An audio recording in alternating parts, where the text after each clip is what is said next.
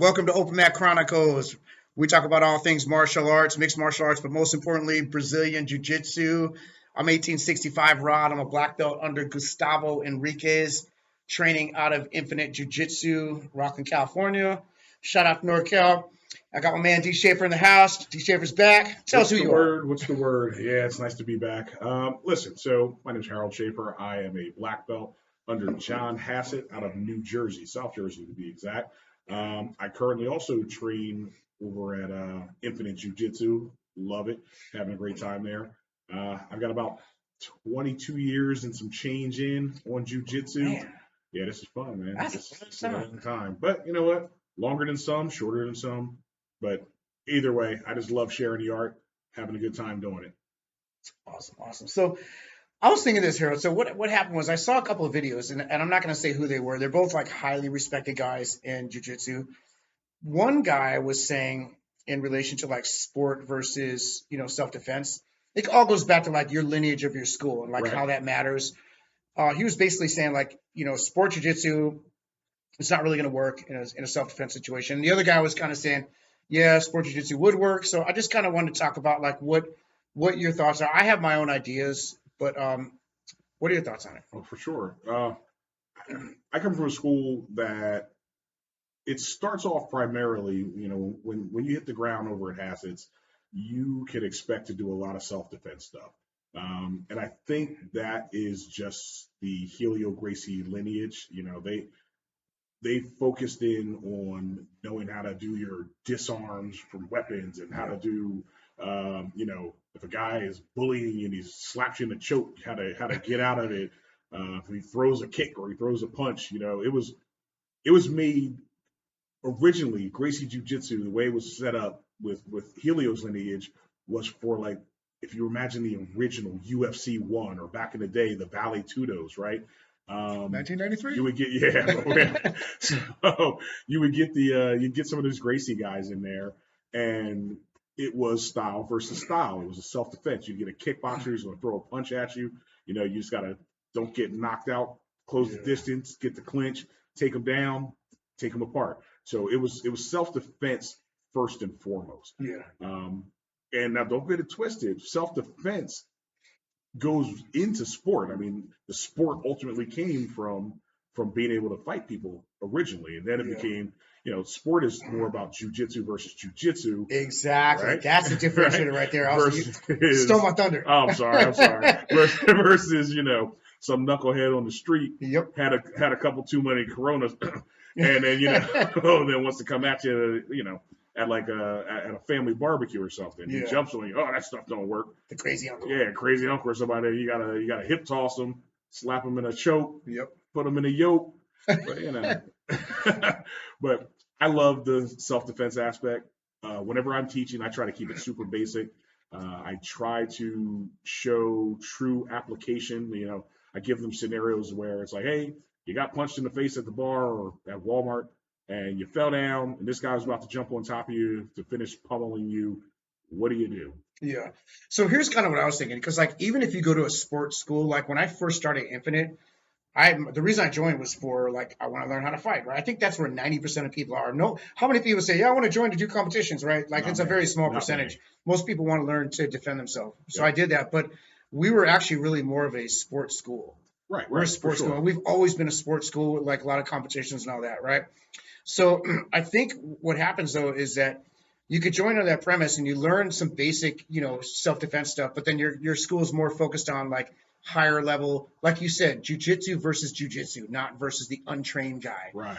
So I get all that. And see, like, I guess my counterpoint would be, and let me know if you agree with this or not, would be like even a sports guy, like what's the number one submission of all time? What's the number we one talked about in this. sport? I think in it's like anything. What's the number one submission it's of all going to time? be some kind of choke, either the bow and arrow choke, the rear naked choke. I mean, Mataleon. Mataleon. Right. It's Mataleon, right? Yeah, it's the lion killer. Mataleon, yeah. So if you get the back, you're good, right? So even a sports guy is going to be very proficient at getting the back, I would think, right? Yes. So that's my argument is that a sports guy could not really do a lot of self-defense, but he could still get your back and choke you out, and he's still going to get a dominant position. Now, having said that, he's not going to be playing freaking Spider Guard, right? He's not going to be playing, De La Hiva and stuff. You're not that. All that is gone Yeah, But I because think you get punched in the face. you'll get punched in the face. Yeah.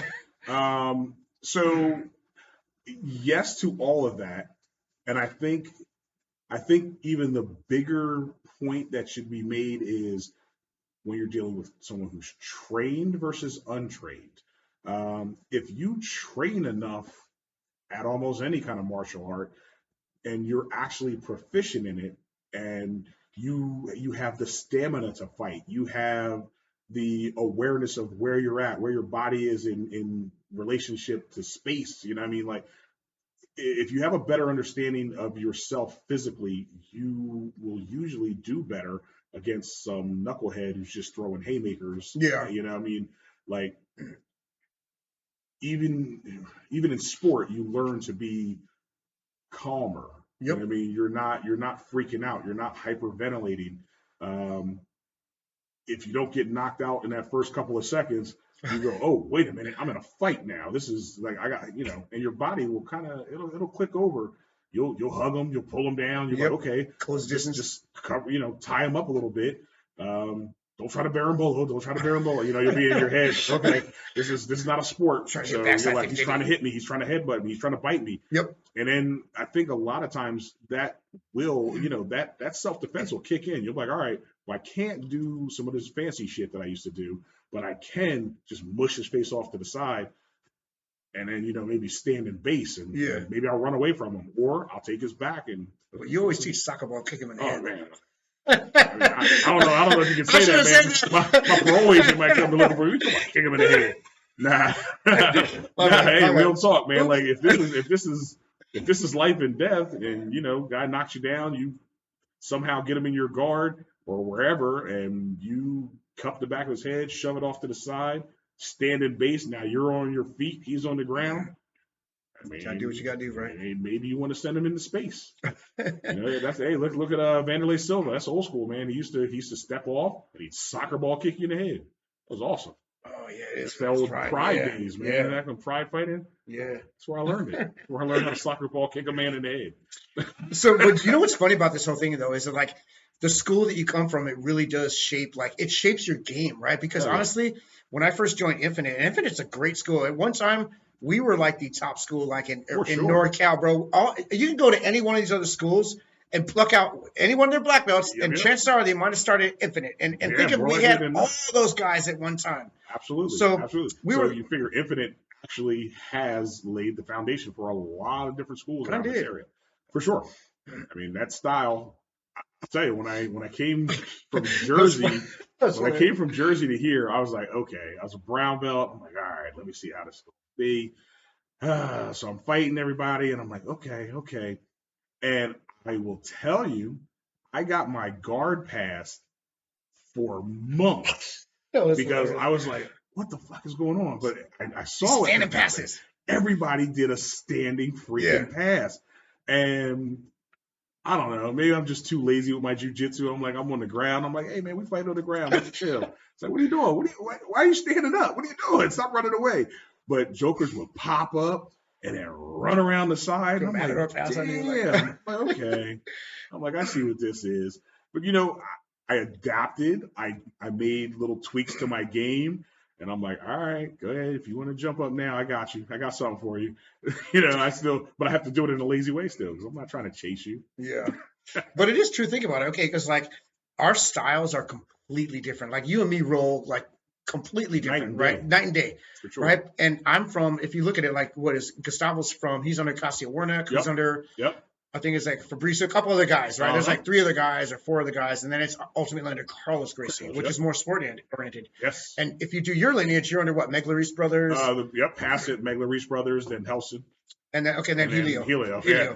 And it shows because when we rode, you're like, oh, it's so funny. We're rolling the other day. Harold's like, I'm blocking my head. I'm blocking my space in case you punch me in the head. If you want to headbutt me or soccer ball kick me, But what's cool though is that you brought that component to our school. See, we didn't have that, and I understand why we didn't have that because we're more sport oriented. Right. Just like if you go to a Helio school, maybe I don't know about now. Maybe now it's different. Probably more of an amalgamation. I mean, But I'm talking like a decade ago, 12, 13 years ago. There was a very, definitive divide. Yes. It was a divide. And then I know some of our young boys, they were over there and they wanted to get into sport and they started doing, because then, like 10th Planet was starting to blow up. 10th Planet was big, and everybody's like, oh, let's fight naked. You know what I mean? Let's get in these little skin suits and do stuff that way. And it was cool because they learned new stuff. They brought it to us. They tested on us. And that's like when the Mal brothers were doing like the Barambolos. Yeah. And then it was, who are the boys out here? But they were even doing it in no gi. So we had more and more guys starting to do competition out of our self-defense school. And don't get it twisted. Hassett used to do a lot of competition. He's all over on the board, world champion this, world champion that. Yeah. But he's also an old school wrestler and everything. He's like, they called him Johnny Go, So he was just like your microwave, man. Like you put him in the movie, you start cooking them quick. That's how John was too. That's how John is. So yeah, I think there's a true melding of both at this point. Like, you're hard pressed not to find a school that just doesn't do some of both. Yeah. But it can be more pronounced. I mean, the sports is taking over. But it is what it is. But think about this. Let's say you're a student, and I don't know how savvy most white belts are. They're probably not savvy. They don't know jiu-jitsu. They just know, hey, I want to learn jiu-jitsu. But just think if you walk to a school and you ask the instructor, hey, is this more of a sports-oriented school or is this a self-defense? They're probably going to say, we do both. That's what they're going to say. They're going to say we do both, right? Trying to make a sale. Yeah, because you really don't do both. Nah, you got to eat. You got to do one or the other. You got to eat. You really have a focus on one. How can you focus on two? Because the definition of focus is later focusing on one. Right? So I understand that. But at the same time, it's like I learned to love sport. I love sport jiu-jitsu because I think when you first do like regular self-defense, you could learn that probably in like maybe blue belt level. Yep. You could get to probably like after 2 years, blue belt, right? You'll probably beat up most people. Yeah, you'll be pretty proficient. And then I think because of sport, we've created all these freaking Gordon Ryans and, all these crazy, like super talented, Lachlan Giles, all these good guys, right? And listen, Ryan Hall, a sport guy will still beat the dog shit out of most people. Yes. I mean, that just is what it is. Like man, I think I remember there was a video that went viral. I think it was this purple belt dude. I think he was a sports guy, but he's on the basketball court and a dude like tries to jump on him and he drops down into a heel hook. A heel hook. That was like, and he's like, purple belt. He's like, well, yeah, that was awesome. He's like, you'll never hoop again. That was awesome. Yeah, it was. It was quick. It was like it put an end to that. It did. It put an end to it.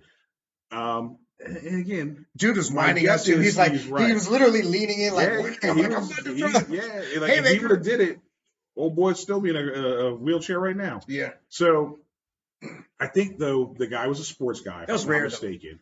But he understood that, hey, this was a good way to keep distance. His hands are way up there. He can't punch me. I'm way down here, and I'll cripple you. You know what I mean? So I remember that video. It works. That was it was a good video. It was a good video. And then everybody tries to pull him off. Oh, stop. Stop, man. Fight like a man. Get up. Always. Fight like a man. Get up. Yes. Pull that over. That's always the thing. Come on. Oh, throw them things. Like, it's like, look, I'm trying to go home, man. I'm not trying to get hurt. With you. But yes, like you said, you grew to love sport. I grew to love sport, yeah. Whereas I'll keep it real, I did not. Yeah. I still prefer the self-defense aspect, and like, which is also, I guess, why I like teaching. I like teaching beginner and intermediate classes. Yeah. Because I can always show how to tighten something up. You know what I mean? I'm like, all right, look, we just did that class on Friday, and all I did was really tweak some moves that people had probably been doing for years, or maybe not years. I think it was a bunch of new guys, but a good year or two in, and they're like, oh man, when I slap this rear naked choke on, I gotta arch my back and I gotta squeeze and I gotta grunt and I gotta do all this, and I was like, nah, man, just touch your elbows together. So you basically you like to take like big macro moves and clean them up, basically. Yep, exactly, because I don't want you to have to think too much in detail about a move. Yeah. Because once again, if you're in a fight, your motor functions become limited. Your small dexterous motor functions, they diminish. You can't do as much with your fingers and trying to grab the tip of a gi. You have to have big sweeping moves that you don't have to think about. You want muscle memory just to basically, you don't try to grab a wrist and pull him. You put your whole arm up under him and use your arm to bring his arm towards you so that you can spin into your arm bars or whatever the case may be. You made me think of something when you say grab a wrist. Well, and you already know where I'm going with this because you brought wrist locks to our school. Okay, so are wrist locks, like, it's going to sound like a silly question, but are wrist locks, is that come from like a self-defense school? I think so, yeah, because we didn't really do a lot of wrist locks, like, for sure. But now I do them now, obviously, since you've been there. Absolutely a self-defense move, because if you're tied in tight with somebody and everybody's moving around, like, you notice what I always tell everybody, right? I'm like, wrist locks are everywhere. They kind of are. And the thing is, somebody's reaching out to you, and you can be blocking, you can be just avoiding these punches. You catch the back of somebody's elbow, quick grab the wrist, pop that arm. I don't know how many sports schools actually teach that, though. Do they? Not a lot. But again, I know Hassan, I know the Mega Reach brothers. Yeah. There's video of them winning tournaments with wrist locks. Yeah. Yeah. I think one of the best wrist lock wins was Jacare. The guy reached out and he just grabbed that wrist. I think come on so quick. Yeah, you can't even tap. You literally can't tap. You're like, just yell. Yeah, you just yell in pain. So look at it like this, right? If I'm in a fight and I grab you and I snap that wrist and you yell, probably in a good way, because all right, that hand is out of commission. Out of the equation. So you've already pretty much conceded that I'm winning this. Yeah. So you wrist lock them, you arm drag, go behind them, and then you slap the rear naked choke on. A wrist lock's like a heel hook to the hand. There you go. That's because it pretty much takes this whole. It's like an angle. Yeah. But it takes this whole thing out of the equation. Yeah, that's what I meant. You know what I mean? For sure. This limb is done. Right. Yep. Right. Heel hook. I don't care how tough you are. Yeah, you ain't walking. Yeah. You're broken. Yeah. That's all that. You're broken. And then it also kills me when people are above blue belt still complain about wrist locks, but that's a whole nother podcast, dude. That's all. I'm like, turn your belt in. If you can't get past wrist locks after blue belt, just turn your belt in. You know, I got another martial art I can teach you. Dim Ma. Yeah, right. I was saying a Dim Ma. The 3-finger Dim Ma. Some weird shit. But yeah, dude, that's pretty much my thoughts on the whole self-defense versus sports thing. So if you want to learn, if you want to learn jiu-jitsu, because should you have a defined end goal? A lot of people just want to, here's a funny thing too. Guys will train. You see these guys training like 6-7 days a week. I'm like, damn, that guy trains a lot. Like, what do you do? Like, he has no idea. He's just training 7 days a week. He doesn't even have a defined end goal. He just wants to train a lot. I think maybe people just want to get as good as they can, as fast as they can. Right. But like, why would I train like a competitor? You know what I mean? Like, I'm not going to train like Gordon Ryan when I'm a hobbyist jiu-jitsu guy. So I think it starts off like that. You know, it's like a whirlwind, because you see it and you go, yo, there's so much shit I can learn. Yeah. Like, I watched the video and I saw 100 different things. Yeah. I need to learn all of those things. So that's why they kind of go in, they go hard, and they're like, yeah, I'm going to learn this, and then tomorrow I'm going to learn this, and so I got to do 7 days a week, 2-a-days, just so I can be really good. And here's the thing, they will be really good. It does work. Right? Yeah. But then they'll start going, all right, well, I learned this shit, I never use it. I learned this, I never use Facts. it. I learned this one, and this one's stupid. I can't hit this one. You know, this one's strictly for YouTube. Yeah. This one only works if they don't fight back. Yeah. You know? I'm resisting opponents. So, I hit it. Right. In And class. then you start to whittle things down, you know. You're sharpening that stick up and you're whittling it down, and you're like, okay, all I need is this point, man. Yep. I just need to be able to poke you in the eye. So, and that's where you ultimately get to. You know, you get to what's funny? Tighten that up. That goes back to my the whole sport versus self-defense thing. Okay, so here's an analogy. Okay, so self-defense has like a very small category of moves, right? The basics, like close guard stuff, like closing the distance, blah, blah, blah. All right, so here's an analogy. Let's just say you're going to take a trip cross-country in a car. Yep. You're going to bring, what's the most likely breakdown? It's going to be like a flat tire. So you're going to bring like a spare tire, maybe a little fix-a-flat, and maybe a little gas, or maybe a little gas can. Yep. You got like 3 or 4 things. Boom, you're good, right? Mm-hmm. So that's kind of what I'm looking at self-defense. You have those things. When you start getting into sport, you still have those things, but then you got all these other different tools for checking the electronics. Yep. Stuff like, bro, you're never going to use that on the side of the road. You will never, ever, ever use that. So, but you still got it though. Right. So sport is still kind of legit in my opinion. Sport expanded jiu-jitsu. It really did. It created a lot of these. Because again, you're fighting against other jiu-jitsu guys. Yeah. And if you got a really good jiu-jitsu guy versus another really good jiu-jitsu guy, and all they did were use the basics. Who Well, the wins? thing about a basic is it's a basic and everyone knows it, and there are counters to most of those Yeah. moves. So if you get two guys who are really good, they'll just counter, they'll just stalemate, Yeah. they'll freeze. To You know what I counter. mean? It's like I'm hugging you, you're hugging me, Yeah. and we're like, all right, well, now it's just a matter of who's stronger and has more endurance, Yeah. because whoever tires out first. Yeah. But then you get fights like Helio, where it's like a 4 hour and something long fight, you know. Or like the Hoist Gracie fight when he Right. fought Oh, Seven. even those, yeah, Oh, man, those are man. old ones, right? So with the sport, with the advent of all these sports moves, you start having guys say, okay, it's trickery. It's not so much that this move is. That's what it is. It's right. It's not like, oh, this can't be beat. It's just that, damn, I've never seen this. I didn't know exactly what the hell he was doing. Yeah. So I didn't know what position to get in. Yeah. And he snuck something in. What's he doing? So basically, sport creates Ryan Halls. Yeah. And Right? yeah, like, I mean, look at the worm guard, dude. What, yeah, who's that? Crazy. Yeah. Like, yeah, it's like, okay, what I'm going to do is take this gi, I'm basically tie it in a whole bunch of knots, and I'm going to just do something unexpected. And it was great for a while. Think about it, dude. Remember, worm guard was the shit. Like that was like the flavor of the month. Yeah, nobody could stop it. Just like Baron Bolos, 2016, nobody could stop these 2018, freaking yeah. Baron Bolos. Yeah. And it's like, what in the hell? Yeah, I remember right. I watched a tournament with the Meow brothers. I think they were in Japan. They're the ones that started, right? They kind of. It was them, and then also They there was mainstreamed these it. guys out here too. These other brothers. It's not the Rice brothers. It was something else. Damn. Anywho, they Baron Boloed a lot too. Well, I watched this freaking Japanese tournament, and they Baron Boloed everybody, dude. It was a joke. They just went in there and they just. It's they a legit, ran bro. If through you don't know what to everybody. expect, it's legit. Yeah. You're like, and oh, I wasn't seeing that coming. Next thing you know, the guy's got your back. Like, that was And this awesome. one guy they interviewed him. He's like, I think I have a defense to the Baron Bolo and this, that, and the other thing. He tried to like lay flat, shit ain't work. They went in there and just ran through that entire tournament. And the defense is surprisingly easy.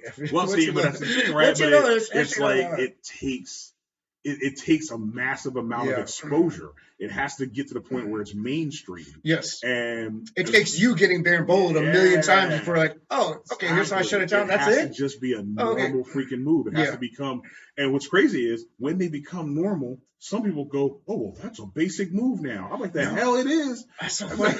No, you know what? Okay, so that actually goes to my next point. Right. What you just said, I don't know if there's truth in it or not, because like, okay, so you know how I teach fundamentals on Wednesday night. I teach fundamental jiu-jitsu, but my definition of fundamentals, I could teach a Berimbolo, but here's what I would do. It's not a fundamental move, but if you look at it, I would teach a fundamental Berimbolo. Here is the basic concept of a Berimbolo. This is how it works. I'm not going to teach all the freaking entries and all the like gazillion ways to get into it. This is the mechanics, the physics of a Berimbolo. Right. This is what to expect. This is how you can stop it. That's it. And I leave it at that because I am no master pro. I am not a Berimbolo guy at all. You don't need to be a master at something. Right? Like I'll teach a basic like 50-50, even though that's my game, 50-50. That's your move. You had me in 50-50 the other day. I was happy. I was happy. I couldn't finish it, but I was happy. That was legit. I got you in at least. That was cool. I was like, holy shit. I was like, I almost never in 50. I know. It's the weirdest thing. You're like, what are we doing, man? I know how the hell that happened. I know. I still know how to do it. Hey, look, whatever happened, you did it. Shit, you got to figure it out. That was that Ryan Hall video I got. You were possessed by Ryan Hall's spirit for a second.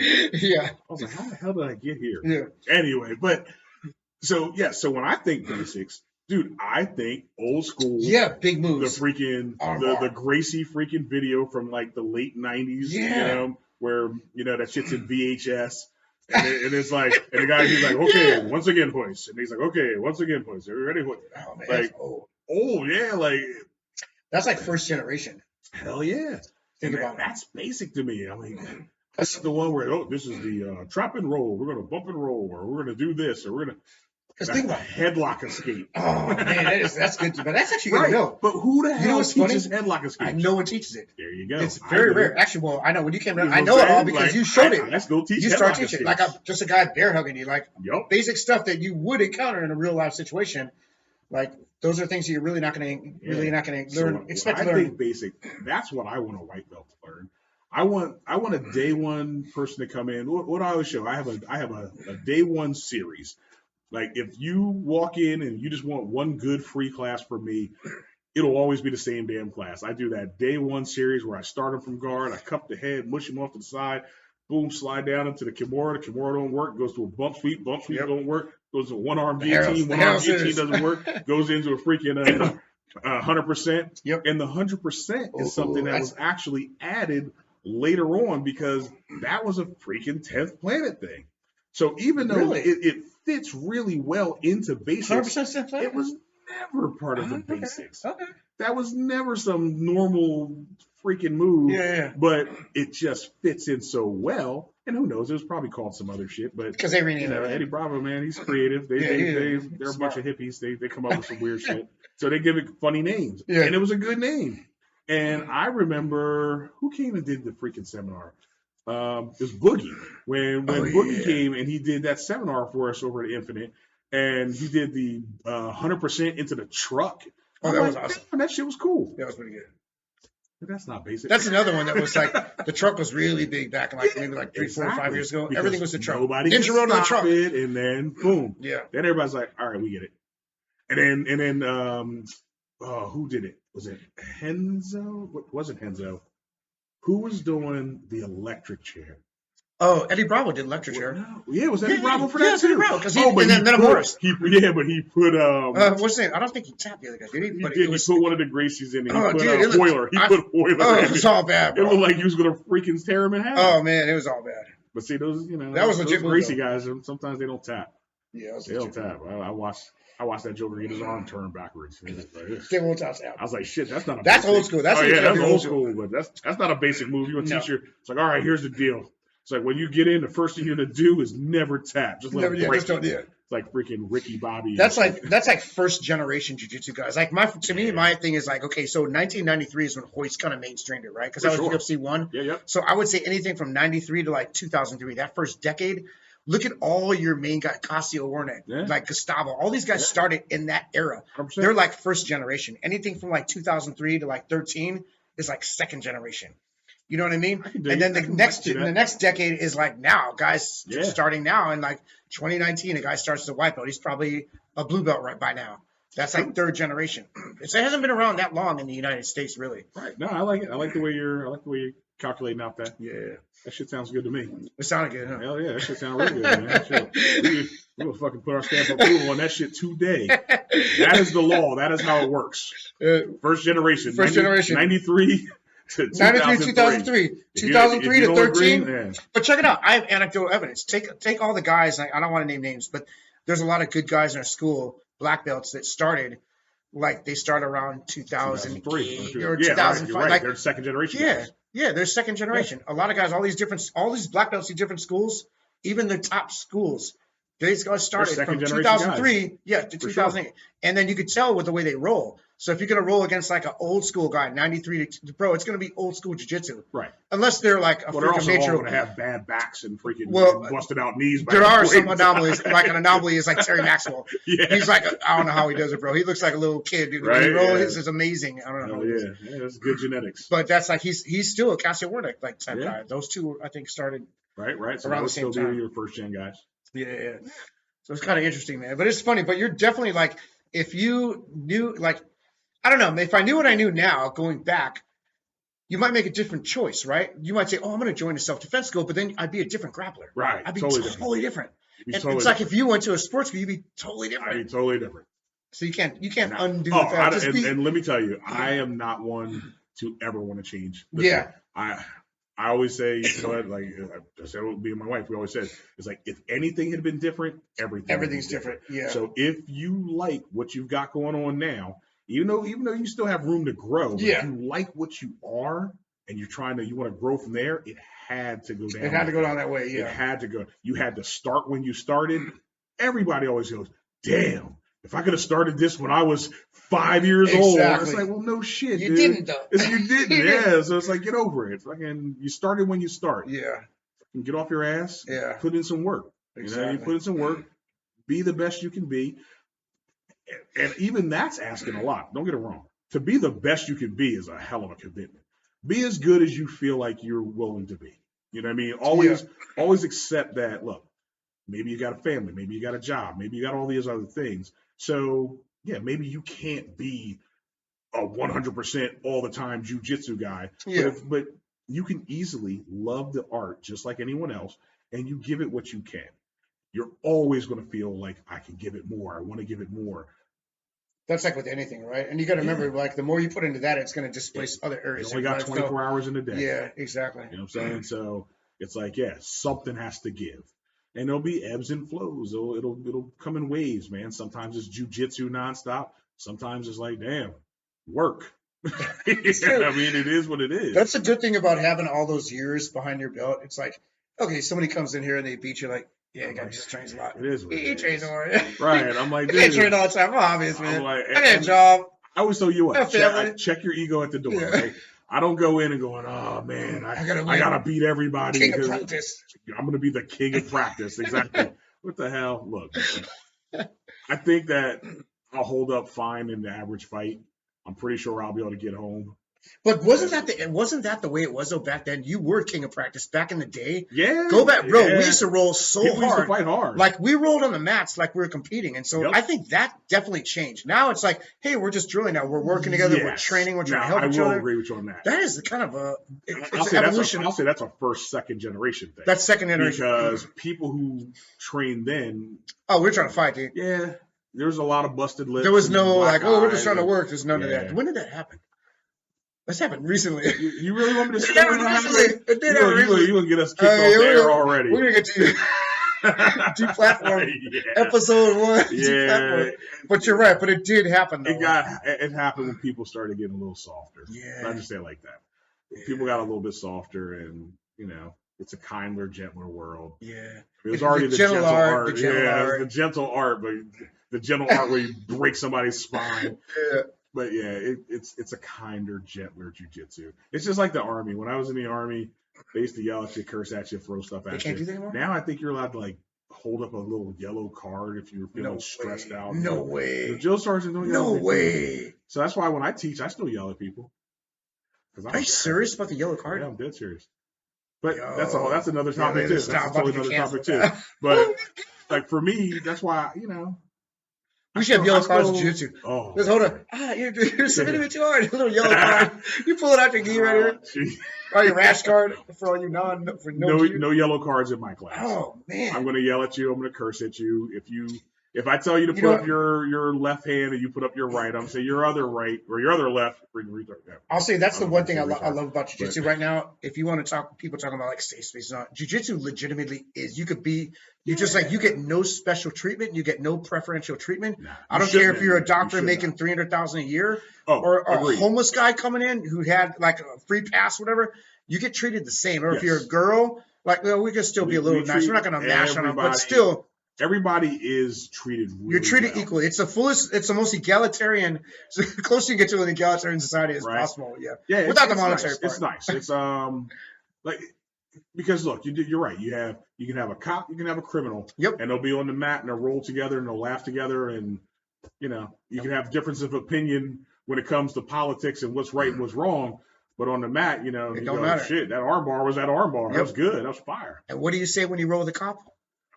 I say. When you get him in a nice submission? Whenever I'm rolling with a cop, I'm holding him out, tell him, stop resisting. Stop resisting. They hate it. Oh, they hate it. They hate it, but they laugh. They laugh because they know I'm just fucking with them. But always, stop resisting. Stop resisting. Oh, so any final thoughts? Yeah, man. Just sport versus street. Sport versus street. Learn how to fight first because, you might have to fight. And if you enjoy what you're learning, expand it, become a sport guy, go compete, choke some people out for fun, be able to protect you and your family. I mean, that's the real deal. Like this is a martial art. Yeah. So, it's sport too, but damn, see, to me, it is, I know. I will always just default to this is a martial art. And a martial art is meant to fight other human beings, to protect yourself, usually at the expense of that other human being. Yeah. And it is what it is, man. Like, Learn how to fight and then learn how to sport. So I think sports, on my thoughts, it would be, I think sport happens just organically, because if you think about it, like what you just said, right? It's designed to fight somebody just to defend yourself, right? So when you're practicing it, this other guy's going to inherently start getting better, and then you get better, and then he gets better, and then you go 10 years later. You know, it's oh, jiu-jitsu versus jiu-jitsu. Jiu-jitsu versus Right. jiu-jitsu. It's like, So- because I'm not going to go full speed. I'm You're not not gonna trying to hurt you. Even though jiu-jitsu is like one of the only martial arts where you can go You can go 100%. full speed. Like, Yes. you can really go Yes. at it and still be relatively safe. I mean, that's why the beauty of the tap. You know what I mean? Yeah, It's yeah. the beauty of the tap. If you see it Or coming, you being better asleep. where you go to sleep, and then Yeah. you'll be all right. Take a nap. You wake up. Yeah, you'll wake up. Hopefully. That's no nutrition. Last time when I got choked out, I went on a full vacation in my mind. It was awesome. That was like the cheapest trip ever. Shit. But yeah, damn, that was a long final thought. But final thought: get out there, train. I'm gonna steal Hassan's thing. He says, if it means something to you, you'll find a way, and if it doesn't, you'll find an excuse. That's good. So if you want to get out there and do this damn thing, go You'll out and find a do way it. to do it. Yeah. Find a way to do it. You'll find a way. Absolutely. I like that. On that note, let's close it out. Thank you guys for watching. If you do like the video, hit like, hit subscribe. We got more coming. And as you see, we have space for plenty of people. This is just our little first one, just to kind of kick it off a little bit. But we'll be bringing more to you guys. Absolutely.